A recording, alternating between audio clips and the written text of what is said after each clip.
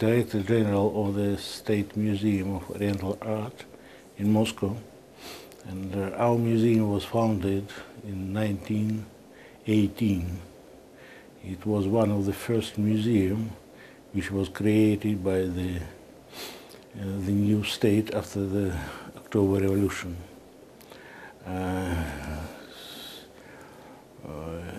After the revolution, many private collections were nationalized, as well as some antique shops, and the National Museum Foundation was created, which collected many pieces from these private collections. And in November 1918, the new government decided to create this specialized museum, which will represent and show to the public the pieces of Oriental art.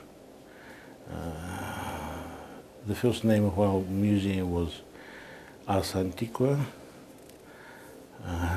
Then it was, in the early 20s, it was named the Museum of Oriental Art. And since that time, we keep this name. For now, we have about 150,000 pieces in our collections, and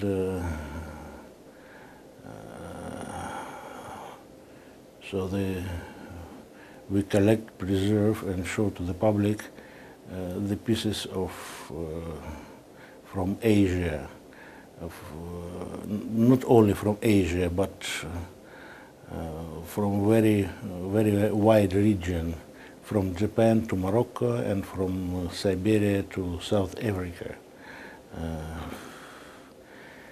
For Russian, in Russia, the Orient means everything which is not Europe. And that's why we collect pieces of art from different countries, as I told you, from Japan, China, India, Turkey, Iran, Maghreb states like Tunisia, Morocco. We have a very big collection from the former Soviet republics of Central Asia, which is now independent states like Tajikistan, Uzbekistan, Turkmenistan. We have big collections from the Caucasus Republic, like Georgia, Armenia, from the North Caucasus region, like Dagestan, Chechnya, Adygea, and others. So we have small collections, but also they bring it to our museum, the collections from Latin America, from Peru, Mexico, from Pacific Islands, and even from tropical Africa. So really our museum is quite big, not as huge as the State Hermitage Museum in St. Petersburg or Pushkin Museum in Moscow, but quite a big one.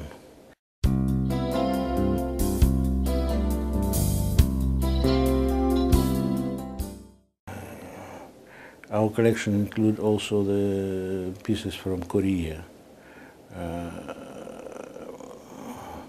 The Korean collection is not very big. It's about 1,000 pieces, and mostly they were collected from, you know that in the far east of Russia, on Sakhalin Island and near Vladivostok and Khabarovsk regions, there were and there are still many Koreans. And our museum sent special expeditions to that regions to collect mostly ethnographical pieces from Koreans. And that's why from that time it was the beginning of our Korean collection. Besides, we have some gifts from Korean government, mostly from North Korea, when they organized exhibitions in our museum in early 50s and in early 50s and 60s, and after that exhibitions, so the pieces of art which were represented in our museum remain in our collections. It was a gift. And during the last 20 years, we also have some gifts from the Republic of Korea, from the ambassador to the Republic of Korea, who donated to the museum just 4 years ago very nice, very good collection of traditional Korean dress. And we thank him very much. This gift enriched our collection very much. You know that there is a Korean foundation and there is a branch of Korean foundation in Moscow, and we're working with this foundation very closely. And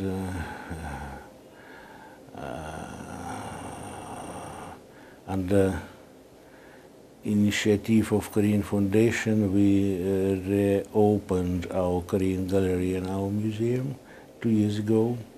With financial assistance from Korean Foundation, we made completely new exposition,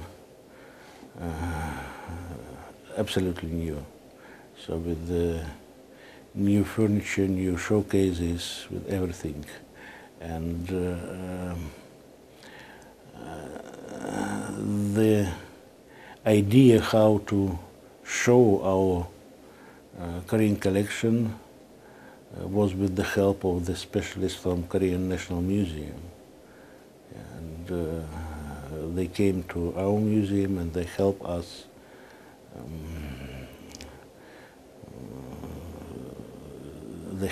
in design of the show, of the exhibition.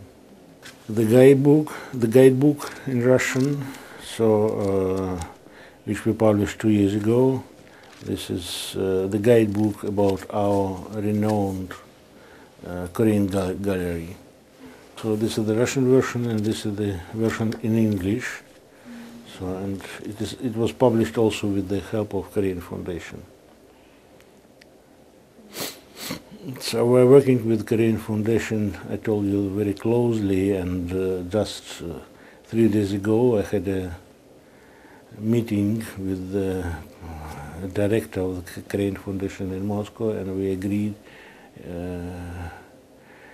about the new program for the future, for the end of this year and for the next year, to create a sort of Korean club in our museum to promote so the interest of the Russian people to Korean culture, art and culture. We're trying to organize, probably it will be 2 times, first, with the beginning it will be 2 times a month, special lectures about Korean art, Korean culture, where we will try to invite the specialists in Korean art and culture, which we have in Moscow, and they will give lectures, public lectures in our museum.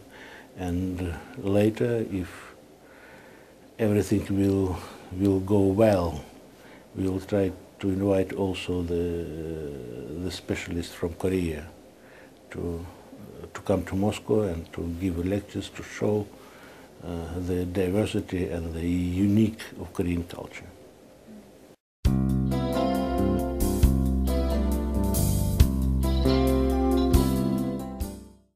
You know, during the last years, our museum are facing the new problems,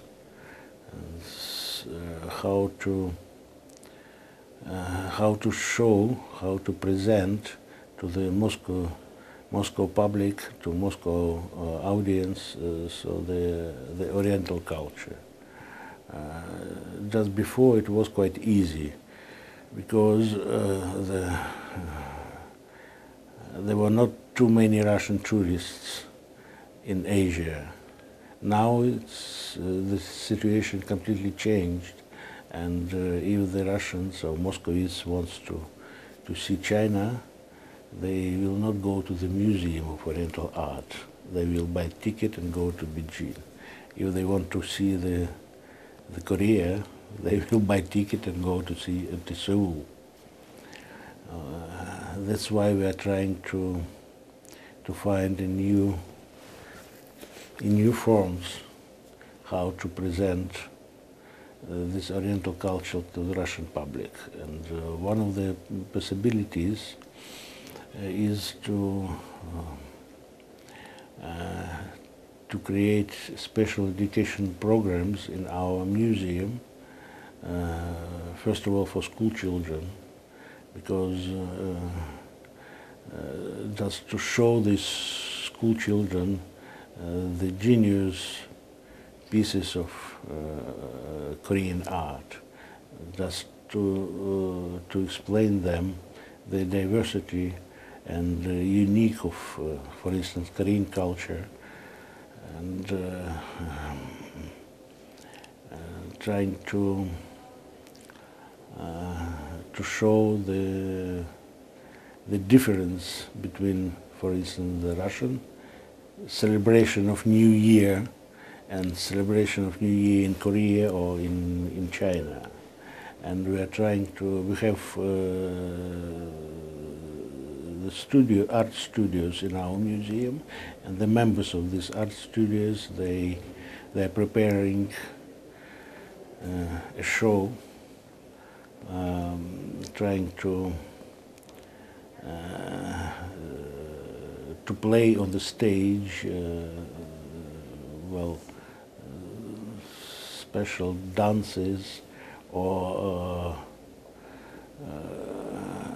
try to show how, for instance, how to celebrate the Chinese or Buddhist New Year, and when trying to make this show, they have to know the traditions of celebrating New Year in details, and they are playing themselves. And we think this is one of the way how to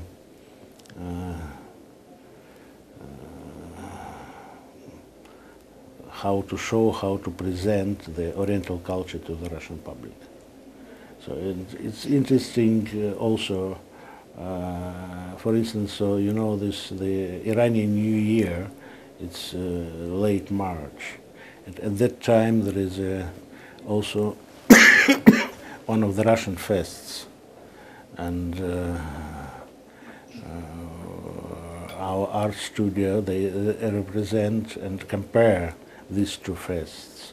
So the Iranian New Year, and at the same time, so this is the Russian fest, and trying to compare what is common in this celebration, what is different, so.